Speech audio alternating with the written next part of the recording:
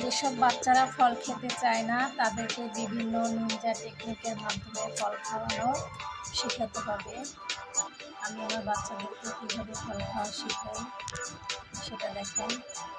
ইরফান, এই আমগুলো যে তাড়াতাড়ি খাওয়া শেষ করতে পারবে তার জন্য একটা সারপ্রাইজ দিতে আছে। কে খেতে পারে সেটা দেখবো। তাড়াতাড়ি তাড়াতাড়ি কে কতটা খেতে পারে। রোজ তুমি যেটা নিয়েছো সেটা ভালো না, লালগুলো নাও। নাও নাও নাও, ওটা তো বিচি।